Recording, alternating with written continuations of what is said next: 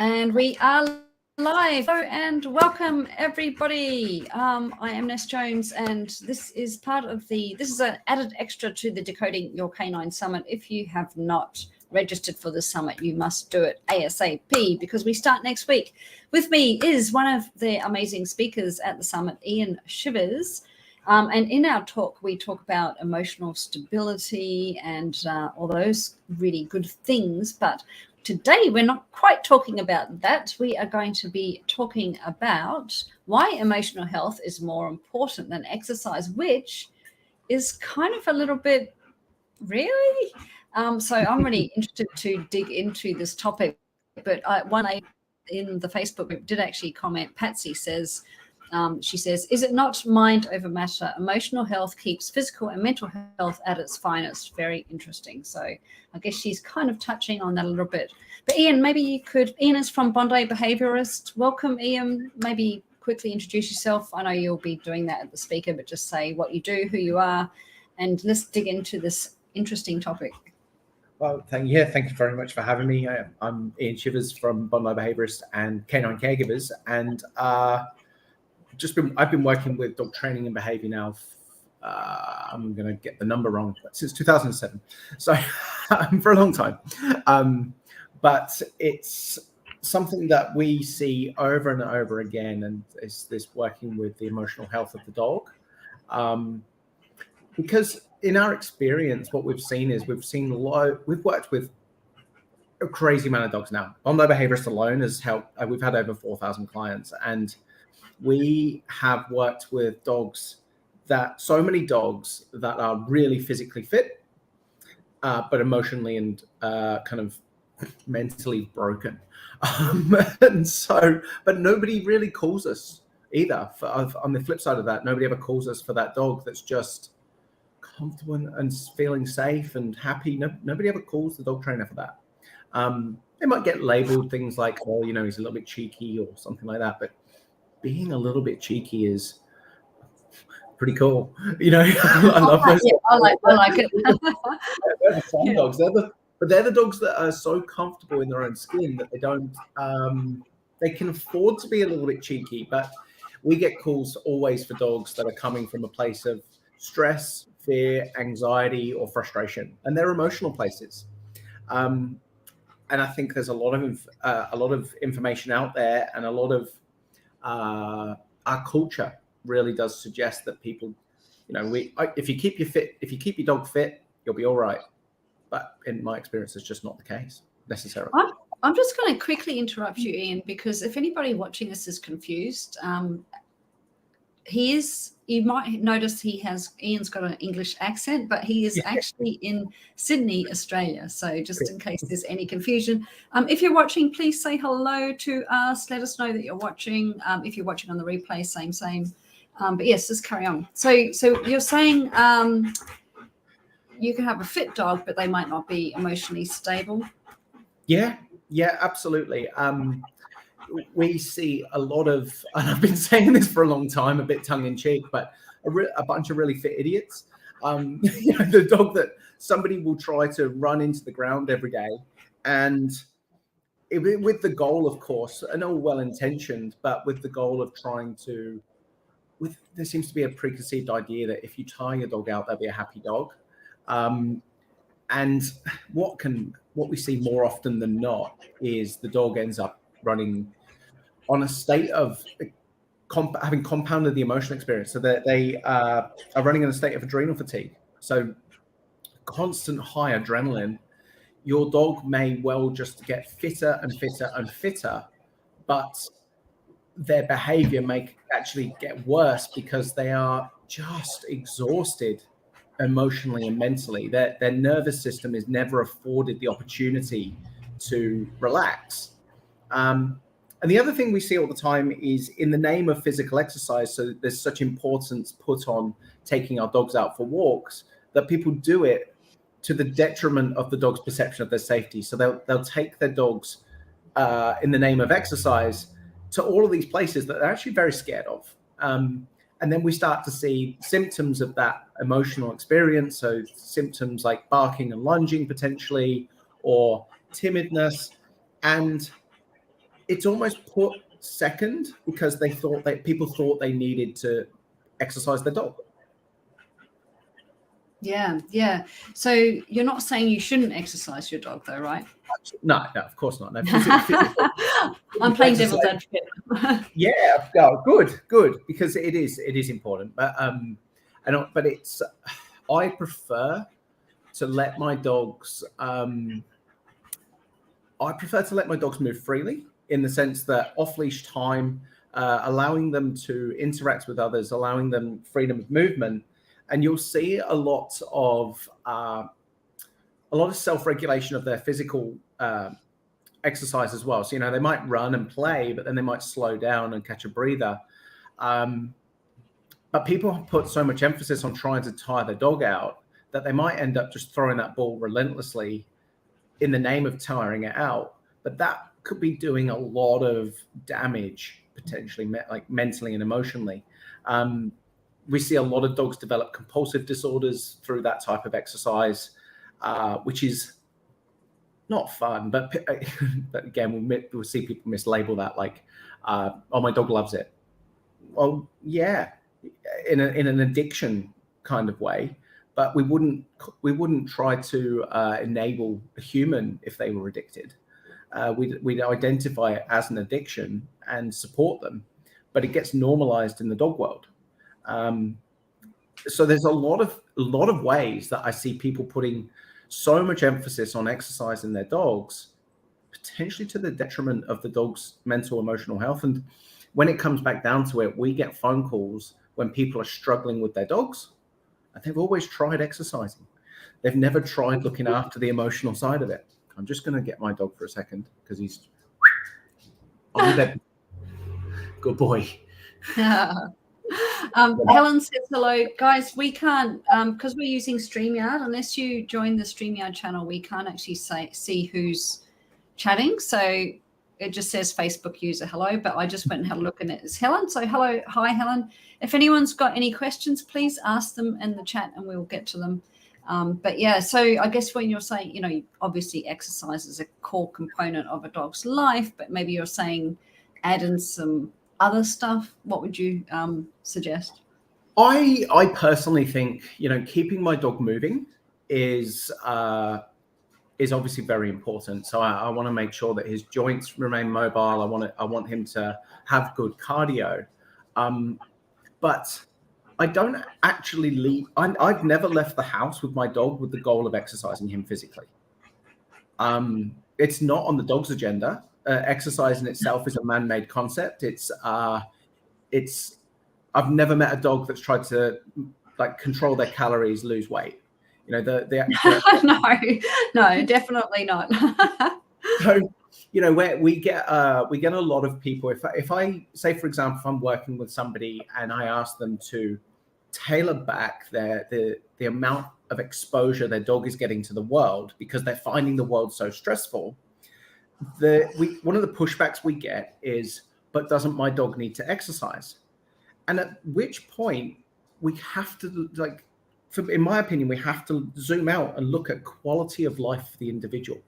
Because if I'm taking that dog out, if you continue to take that dog out, that is basically having a really, really shit time every single time he leaves the house in the name of you trying to exercise him, are you actually bringing anything valuable to that dog's day? Are you enriching that dog's life with that walk or run or whatever it is you were doing? And no, often in the cases that we're working with, no, we're actually bringing something negative into the dog's day because we thought, and because society told us that exercise is so important. And it is obviously, unless you keep bringing us back around to, and rightly so, it is important. But behavioral health, it has to take precedence at some point if our dog is scared. I can't remember who it was that said it, but safety, the dog's perception of their own safety is the foundation of behavioral health. And so when somebody says, "I want to keep exercising my dog, but I also want a behaviorally healthy dog," at some point, one of them needs to compromise. Yeah. Yeah, unless you're getting up at 4 a.m. in the morning when there's no one else around, so they're not facing their triggers, I guess. Yeah. Yeah. Even so, we see so many, again, it's just things that we see commonly in especially as the way that we've lived with our dogs evolves. We the world that we live in is so many more stimulus, so many more things to keep our dogs busy and active, and the more we go down that rabbit hole, more pet stores are pushing us to buy more stimulus to keep your dog busy, and then guilt trip into people that don't. We're seeing more and more dogs really are struggling with that adrenal fatigue. Whenever we are working with a dog and trying to help them, for the generic term, like we're trying to train the dog to do something. If the dog's not in the right frame of mind for learning, then what's the point in trying to train them? It's like a kid in the classroom. If he's just turned up to class, first lesson of the day, and he hasn't had breakfast and he didn't sleep the night before, he's not going to take in maths, right? So when we rock up to a training session, and the first thing we do, rather than dive headfirst into a training program, we will go, okay, where is this dog mentally and emotionally? Because if they're struggling with stress, if they're struggling with hypervigilance or hyperarousal, if they're struggling with sleep deprivation, if they're struggling with constantly being stimulated because every single day that person is taking them out and overstimulating their dog in the name of exercise, we need to reevaluate what that person is doing and how to get that dog into an emotionally stable place before we even offer up some training. Otherwise, they'd be wasting their time and money. Does that make sense? Yeah, for sure. If you've got questions, make sure you ask them while Ian's here with us. So when you say we need to get that dog into an emotionally stable place, what does that look like? Obviously, it's going to be individual for each dog, but just a general kind of overview. Yeah, but guys, if you've got any specific questions about your dog, you should help your dog, please. Are you getting any feedback, Ian? I keep hearing a little bit of feedback. No, not this. No. Oh, okay. So anyway, I'll let you answer the question. Yeah, so emotional stability is, I guess it comes back to that before we start working with the dog and we start looking at how to train the dog, we've got to ask ourselves, like, why is the undesirable behavior happening in the first place? And so from my perspective, you can look at this from a couple of angles. You've got the typical, I guess, ABA, applied behavior analysis approach of dog is barking to create space, or dog is pulling on the lead because they want to get to the park, that sort of thing. But there's also behind that an emotional reason for the behavior happening. So why did the dog want to create space? Because they were scared. Or why is the dog pulling on the lead to get to the park? Because they're frustrated. And trying to get to the core of how does that dog feel every day? Because if that dog every single day is waking up scared, or waking up anxious, or waking up frustrated or stressed out, then a lot of the symptoms that we get called, a lot of the things we get called for are symptoms of that. And sometimes, and a lot of the time, if we actually work towards emotional stability, we can avoid a lot of counter conditioning and a lot of training in a traditional sense, because the dog is actually just content in its own skin. So we look at the enrichment needs, the fundamental enrichment needs of the dog. Does it feel safe? Is it getting enough exercise? Is it getting time to decompress? Is it getting enough companionship? And assessing the individual needs of that dog, and then going, right, okay, how do we form a training plan or behavior plan around this to meet the dog's needs? Because if we meet them, you probably find that reactivity is going to, or whatever you're working on, is going to decrease an incredible amount, because its needs are just being met.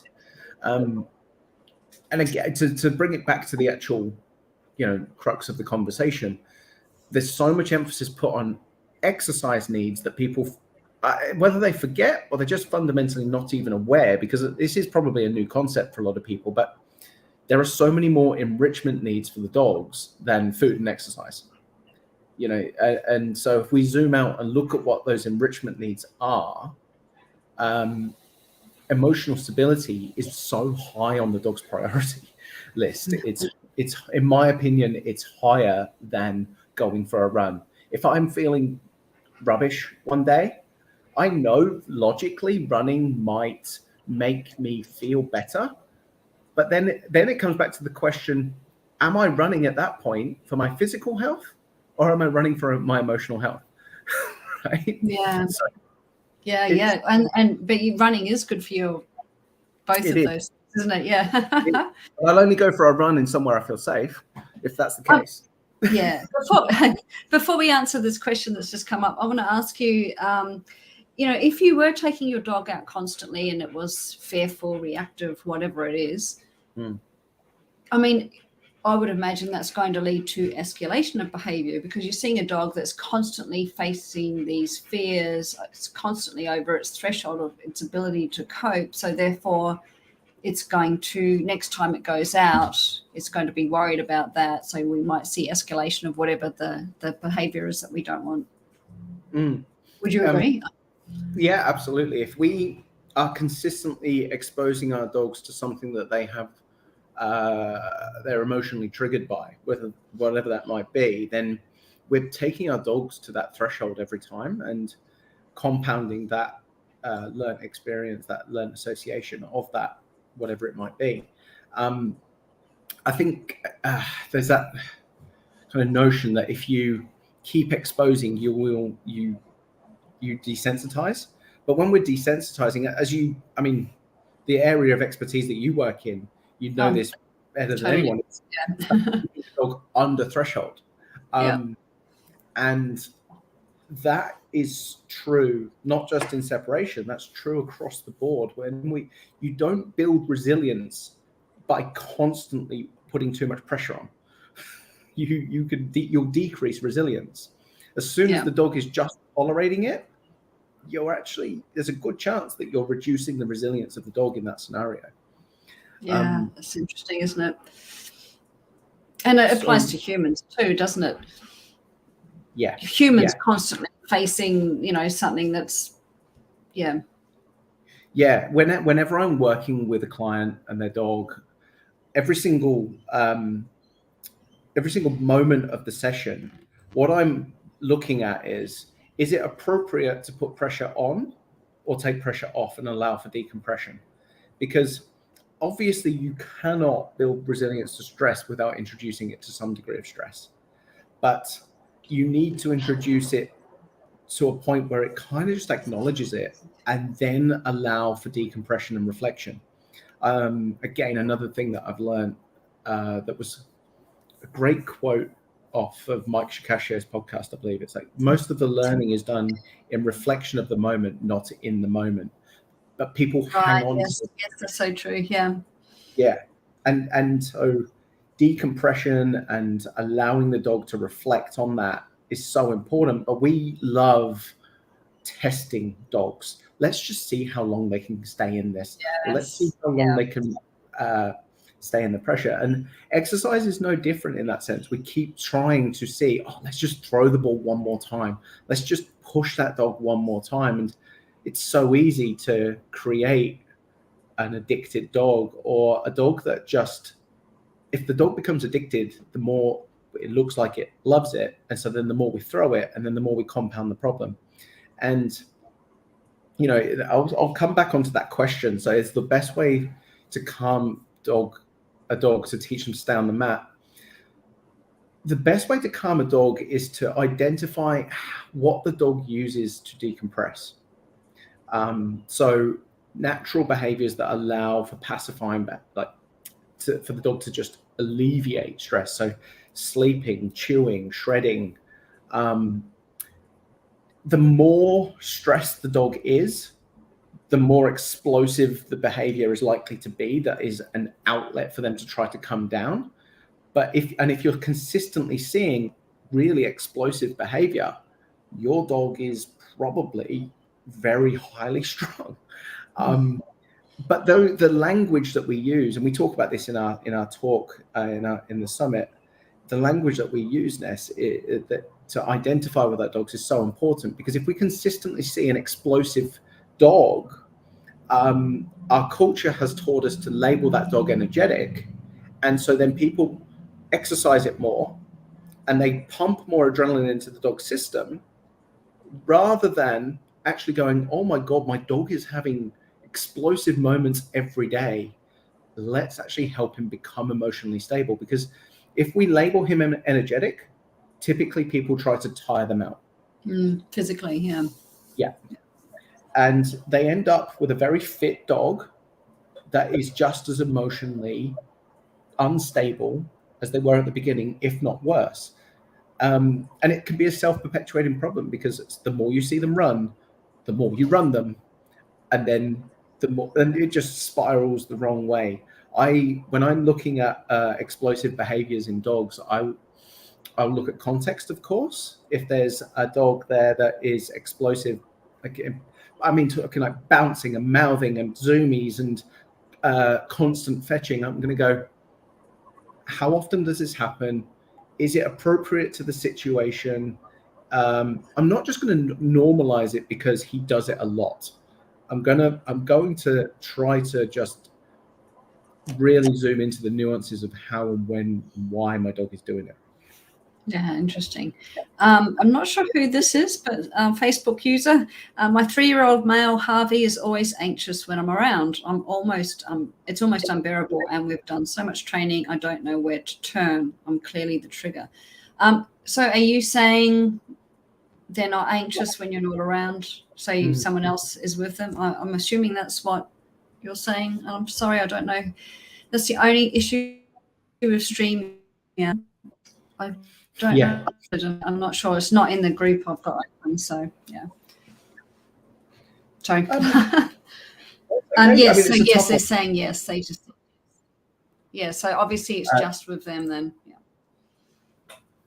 It's very hard to diagnose this without seeing it, but there is a potential that we're not bringing predictability into their environment, despite trying to train. My dog that I've just had to give a good whistle to a minute ago, he doesn't cope with, it's not about who's there for him, it's about sudden changes in the environment. So while we were sitting here and I was working on my laptop before we started talking, my dog was able to predict his environment, so he dropped his guard and relaxed. When I started talking, I introduced a change that triggered him to then go into a state of hypervigilance. He looked out on the balcony and he went back onto the mat and he started going into a compulsive scratch. The whistle that I interrupted it with was there to break his attention, and I gave him, me and him have a very nice relationship where a little bit of eye contact and a little gesture at this point encourages him to go to sleep. And that is, where is he? That's the result now. He's back to sleep. He's curled up on the sofa after me providing stability. Something that we can try to do with our dogs is provide clarity. When I see my dog pacing or scratching or looking out on the balcony, a little process that runs through my head is what are his needs right now? So I'll run through this process of 5. Does he need to wee? Does he have access to water? Does he need food? And do I need to add something to do for him, or do I need to help him decompress? I literally go through that process of 5 every time I see my dog is slightly worked up. Now, sitting there here in the meeting today, in this moment, I know that there's water over there. He's been fed this morning, and I took him out for a wee just before so that I could rule it out while I'm sitting in this meeting. I also know that his dog walker is going to come in an hour and a half. So that through that process, I have now narrowed it down that in this context, I'm going to help him decompress. And I never have a set in stone answer, but I can normally narrow it down to one of those 5 things. And if I'm conscious of where my dog's got access to water, how often they need the toilet, when I feed them, how much exercise is a good amount for my dog, and knowing that he needs roughly 19 hours a day of rest and sleep, I can use that information as a baseline as to what answers the question of what are his five, which need is it of those five in this moment, given his behavior. I think because she's saying he's completely different with her, so it's something maybe relationship based or something that, yeah. Actually, that's a good point.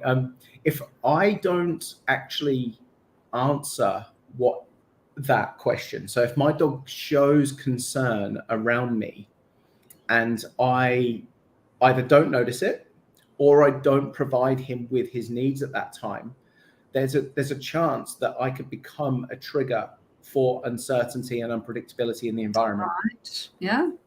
So that's why I went into that process of 5, because if I turn up to my dog every time he sees me, or every time I go into a Zoom meeting, for example, and I don't provide clarity and meet his enrichment need in that moment, me starting a Zoom meeting could become an emotional trigger for my dog to start to be concerned.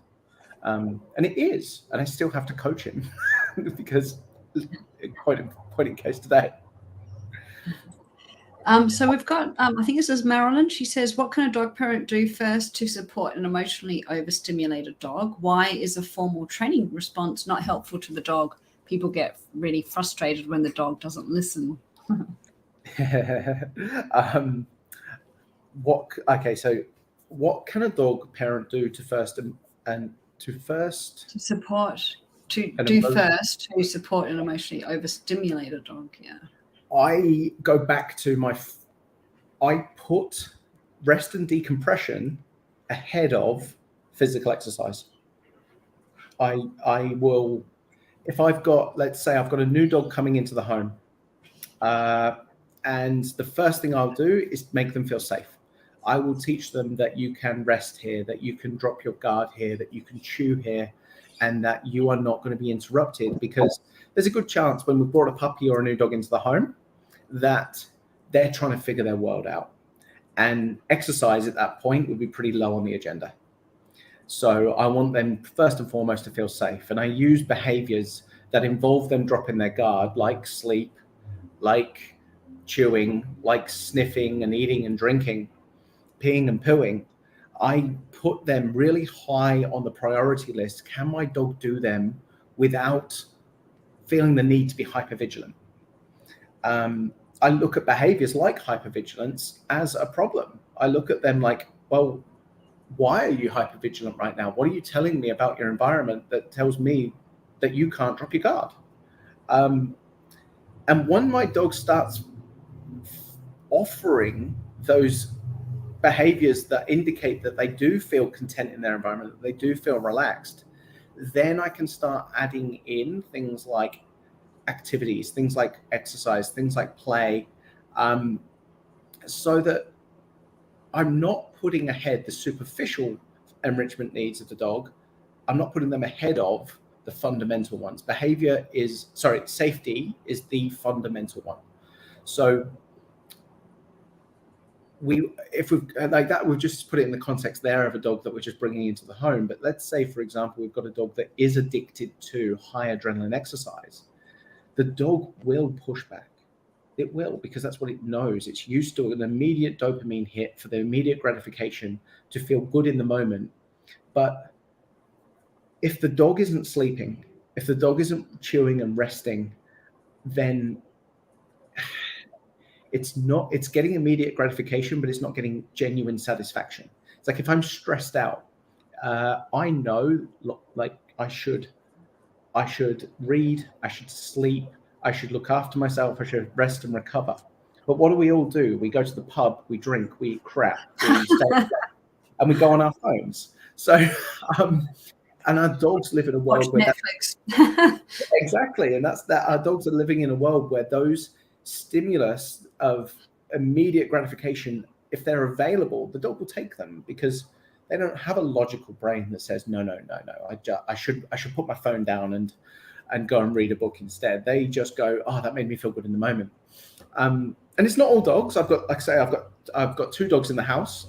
This is only applicable to one of them, because the other one is, I didn't train him to be like this, but he's just genetically he came quite bomb-proof. But my more delicate little soul, he needs more support from me, and he needs me to be more aware of this for him so that I can be there for him. Even last week, normally Otis gets out the house 3 or 4 times a week at the most, because any more than that, last week he went out 6 and he was broken. On Sunday, he was just, I could not stop him barking. He was just so sensitive to every change because he was overtired. And people forget how much, or they don't realize how much dogs sleep, do they? Like, we're talking between 14 and 17 hours a day, depending on the dog and the breed and, you know, whatever they're genetically wired. But it's a lot of sleeping. It is. Yeah. And even if the dogs are genetically wired to be alert more, what it inevitably does is it affects their social and it affects their tolerances.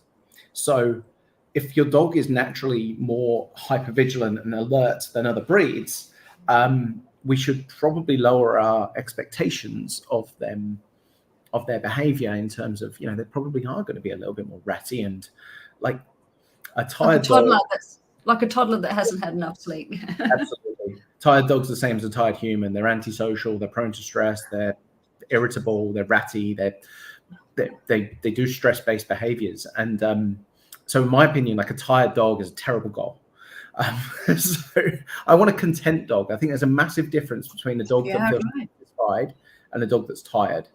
Otis was tired yesterday, and geez, his behavior showed it. Whereas today, he's far more content, and obviously he's still a little bit sensitive from it, hence me having to step in and support him. And to answer that second part of the question, you know, why is formal training response not helpful to the dog? Training training the dog to sit is like trying to teach me English and maths. It's useful in a lot of contexts, but it doesn't help me with my fundamental needs.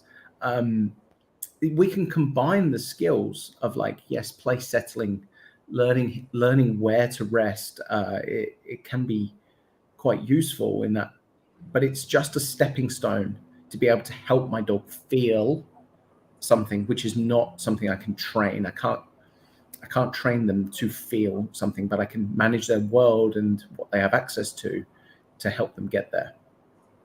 Yeah, good. Someone else says, I think you just answered my questions. Does zoomies mean they're frustrated, or just their way of getting rid of built up energy? Good question. That's a great question, because it depends. And man, the context really matters. Sometimes zoomies is absolutely brilliant. You know, if I see a dog zoomies, so much fun. I see a lot of dogs, they'll do zoomies after mealtime, because they just love food so much, and they're just having the best time, and then they do zoomies and it's no harm done. But if I saw a dog feel that they were doing zoomies, context really matters, because what zoomies is a way for the dog to release the amount of pressure that's built up inside them. And if we allow them to do so, if we allow them to do zoomies and decompress, then it did exactly what it was meant to do, and it's absolutely brilliant. But if we see zoomies and go, okay, great, we're going to add fuel to this fire, again, not necessarily a problem, but we also have to be mindful, is that what we wanted to get out of the dog? Because say we see the dog do zoomies after mealtime, we start to egg him on, and then 5 minutes later we're shouting at him going, calm down, calm down. And we were part of the problem.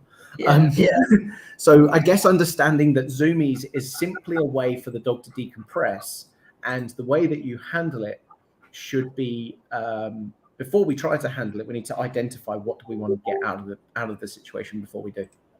Sure. Okay. How do you teach a dog to sleep or chew? That's an interesting question. I put this down to management of the environment. So it's not necessarily something I can train the dog to do, but I can manage the environment. So if my dog feels the need to be hypervigilant all the time, there's a good chance that he feels the need to be vigilant all the time, which tells us his environment is not actually conducive to allowing him to relax. So then I'd look at, we see the world so differently. We name it, we label it, we go, there's tables and chairs, there's living rooms, there's kitchens, there's balconies. They see it as a learned association of how do I feel in this space. So front door, normally a hotspot, normally where the point of change will be in their world. Under the table, normally a dead spot because there's no foot traffic. Up on the sofa by the window, point of vigilance. In the kitchen, fun times, going to get fed. In the garden, probably playtime. And what I want to do is, when knowing that my dog, and this is more for Otis than Django. Django's my bulletproof dog. And I do not need to manage Django's environment because he naturally just sleeps. I just caught him out cold, just laying there on the balcony a few minutes ago. There's people walking past, there's noises, and he is genuinely just out to it because he just doesn't care. Otis goes out there. He's never slept a minute out there. He's rested, never slept a minute. And if I know that my dog needs 14 to 19 hours a day sleep, and he's spending a lot of time in places of vigilance, that's what I call learned vigilance. He's learned to stay vigilant as a way of living because it's a self-gratifying behavior. He gets a sense of satisfaction from it. He gets a sense of satisfaction from checking. And the best analogy I've got on this is, okay, Ness, me and you have been sitting here talking, and if you suddenly said to me, Ian, give me 5 seconds, I just need to check the oven. I was cooking right before this. That would be rational and logical because you do not want your house to burn down. And until you go and check it, you're going to have a little voice. I wish you hadn't said that. Now I want to go and check it. I do apologize. But that little voice will be there until you check. When you do check, you will, one way or another, you will feel better. If it was on, you turn it off. If it was off, you just still feel better for checking. A rational brain checks it, but then leaves it and goes, okay, that's great. I'll reconcile that and move on with my day. An irrational brain, you come and sit back down 5 minutes later, Ian, give me 5 seconds. I just need to check the oven again. Okay. And this is something we see dogs do, and we don't always have to police it, but we need to be aware, is our dog a sensitive dog? Are they getting enough sleep? And if they're not, this will be a symptom of it. But the constant checking will lead to sleep deprivation, which can lead to massive mood swings. And that constant movement can very easily get identified as a dog that's energetic, that then we need to exercise. But you didn't have a dog that had more energy. You've got a dog that's more sensitive to his environment. And there's a massive difference between a sensitive dog and an energetic dog. And then you get the really crazy dogs. The really crazy dogs, and that's something I will hear week in, week out. And bear in mind, nobody's calling us because it's going well. Most of the dogs we work with are struggling emotionally. But we will hear, and somebody will use the term, my dog loves. And then it's followed by, my dog loves sleeping by the front window, the front porch, front balcony, the front gate. It's always where the point of vigilance is. They're the person sitting by the oven scared that it might turn on, rocking, a little bit crazy, because that oven might turn on any minute. And again, it's not all dogs. We have to be selective, because if Django falls asleep on my balcony, I know he's genuinely falling asleep. He doesn't actually care what's out there. But if Otis goes out to my balcony, I know that he's a more sensitive soul. So I know that he's out there because he's concerned about what's out there. And so it's not, I can't give a blanket statement, you must keep your dog away from the front window to all dogs, because that's just not rational. It depends on the dog. Exactly.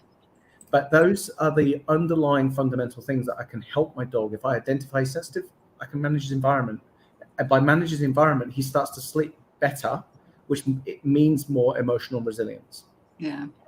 I've got 3 Malinois, high energy dogs, and they have to have an off switch in the house. I just I couldn't handle it. They would just drive me nuts. But anyway, next question. Our dog is very uptight when going to the groomers.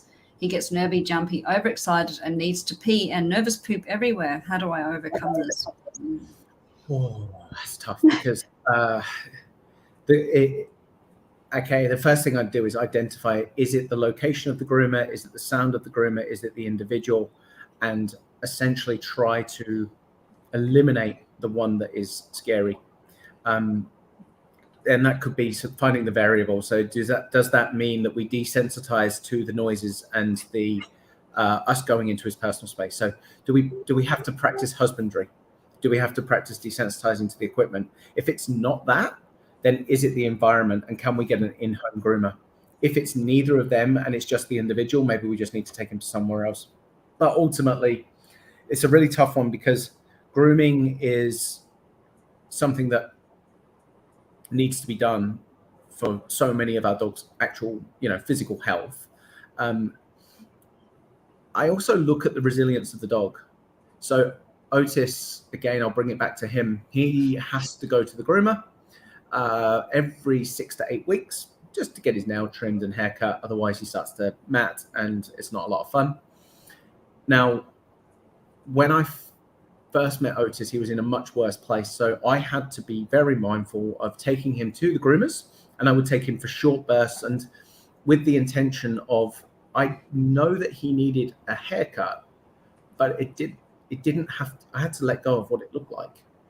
I had to sometimes bring him out with, bless him, with like half a haircut, because if I kept him in there longer, I was actually going to cause so much damage to him emotionally that I was going to scar him, and I would have the hangover of that for days. And sure, he'd have a hangover of like a mullet for the next week, but it was better than emotionally scarring him. Now that he's more resilient, I can send him there for longer.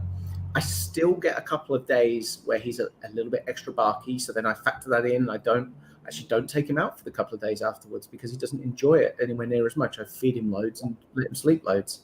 I allow him to decompress. But I still have to send him.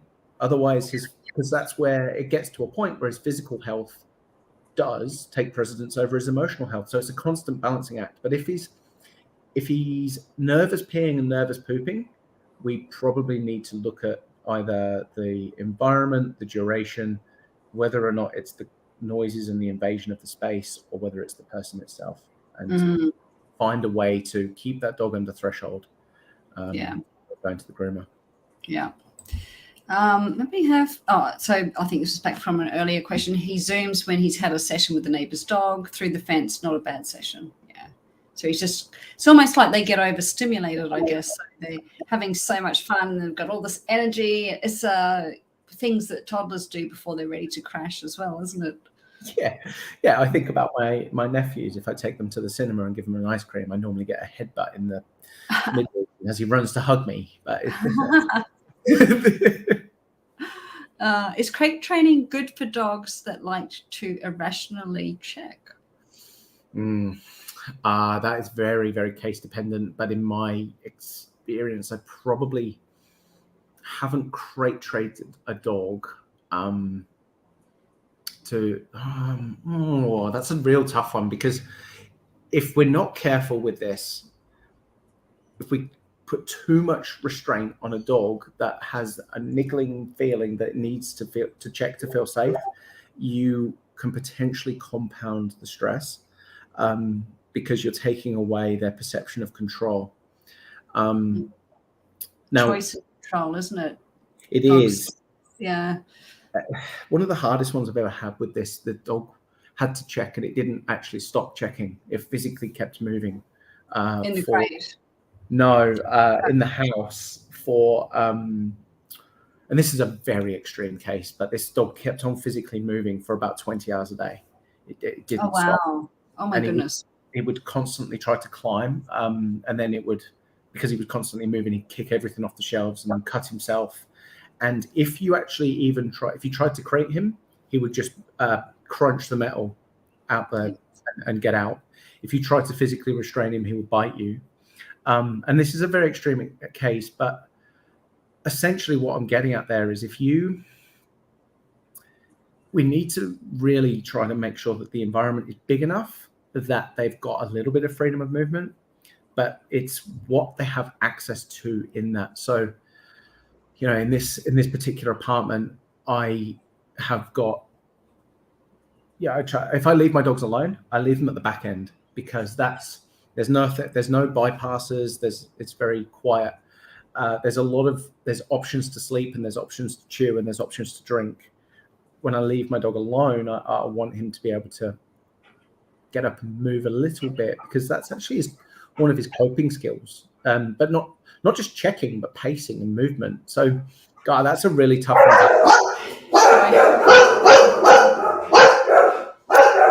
Can't mute this either.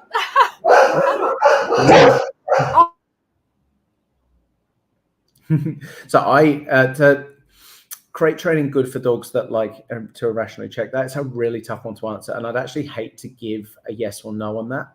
Yeah, because there's a really high chance that in some cases it's the right thing to do, but if it's not, it can make it so much worse. Because if I take away the dog's perception of control that much, so when I restrain movement that much,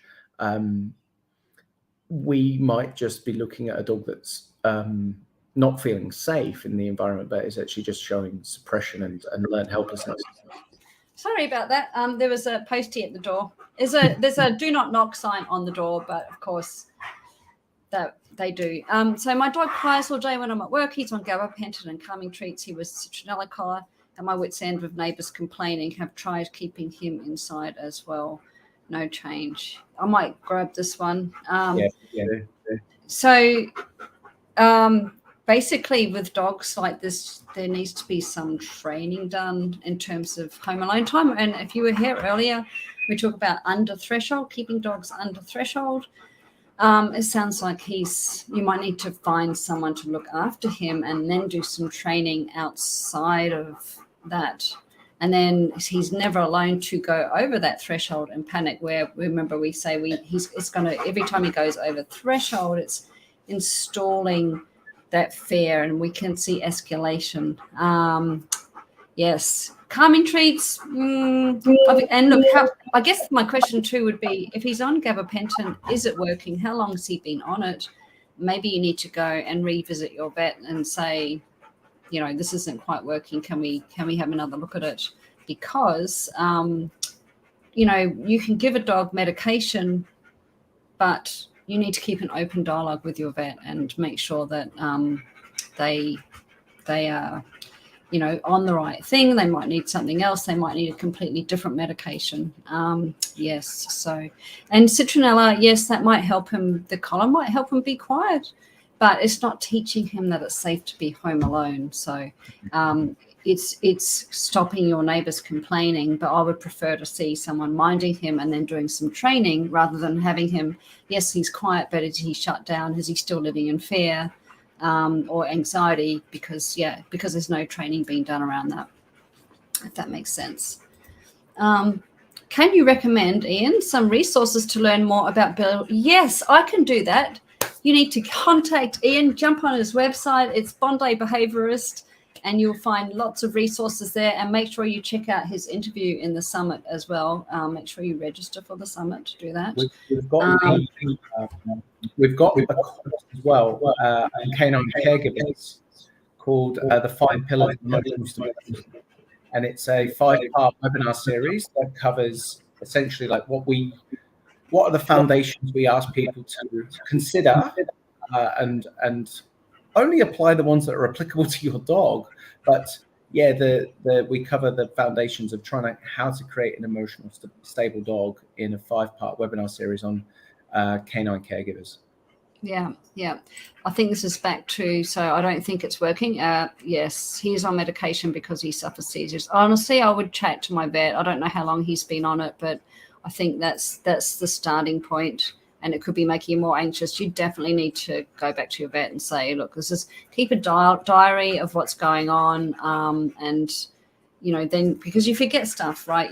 Something happens, and then you go and see your vet a week or so later, and you don't remember what it is. So I would suggest keeping some sort of diary, taking it in with you, and having a really robust conversation with your vet. Calming treats or drops, yeah, they are, but most people find that they aren't that effective, unfortunately. Yeah. And that's it. But yeah, guys, Ian is, if you've got any more questions, we've got a couple more minutes if Ian's got the time, that is. But yeah, so quickly type them out and let us know. But Ian is speaking on the summit, and it's a really interesting conversation there. And all his links will also be underneath his interview on the summit, so you'll be able to get your free gift from Ian, which is 30 days. What's your free gift? 30 days of your program. 30 days, free membership. So you'll be able to get free access to the webinar series that we talked about, and we've got heaps of other courses. So yeah, 30 days, free membership access to the Canine Caregivers. Yeah, so you must register though to access all that stuff.